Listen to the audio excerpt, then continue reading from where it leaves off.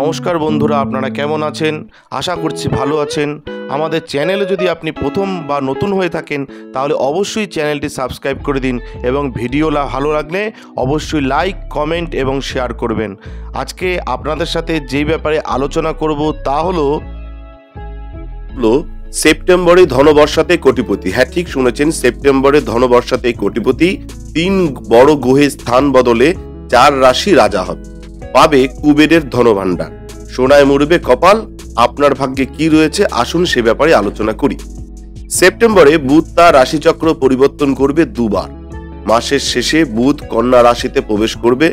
কোন রাশি চিহ্নের উপর এটির শুভ প্রভাব ফেলতে চলেছে আজকে সেই ব্যাপারেই বিস্তারিত বলবো। জ্যোতিষ শাস্ত্র অনুসারে যখন একটি গ্রহ অন্য রাশিতে প্রবেশ করে তখন এই ট্রানজিট সমগ্র 12টি রাশিকে প্রভাবিত করে। সেপ্টেম্বর মাসে 3টি বড় গ্রহের ট্রানজিট রয়েছে। এর মধ্যে বুধ সিংহ ও কন্যা রাশিতে পাড়ি দিচ্ছে, অন্যদিকে শুক্র কন্যা রাশিতে গমন করছে।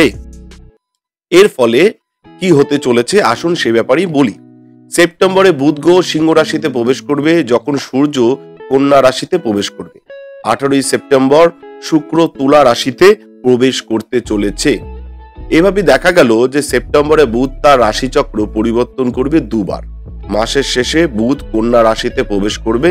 কোন রাশির চিহ্নের উপর এটি শুভ প্রভাব পড়বে সেই ব্যাপারেই আজকে বলবার বিষয়, এবং জেনে নিন আপনার ভাগ্যে আপনার কপালে কি অপেক্ষা করছে।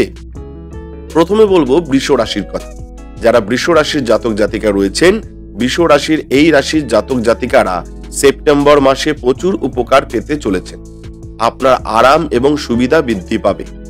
একই সঙ্গে দীর্ঘদিন কোনো কাজে দেরি বা বাধা থাকলে তাও এবার কিন্তু মিটে যেতে চলেছে। সামগ্রিকভাবে আপনি আপনার জীবনে সমস্যাগুলি থেকে মুক্তি পেতে চলেছেন যারা বৃষ রাশির জাতক জাতিকা রয়েছেন। এবার বলবো মিথুনের কথা।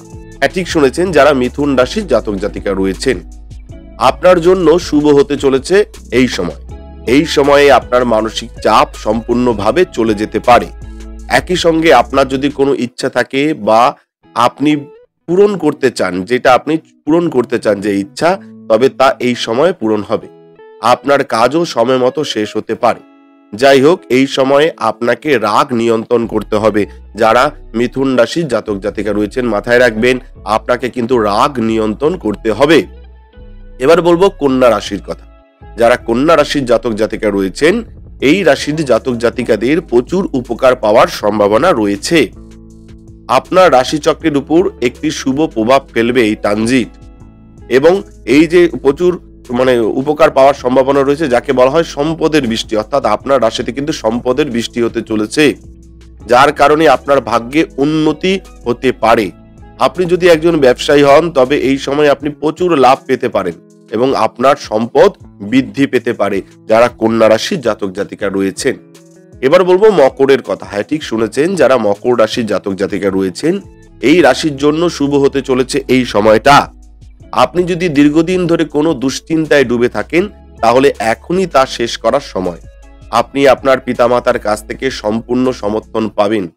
এগুলি ছাড়াও এই সময়ে আপনার আর্থিক লাভের প্রবল সম্ভাবনা রয়েছে বলে মনে করা হচ্ছে যারা মকর রাশির জাতক জাতিকা রয়েছেন।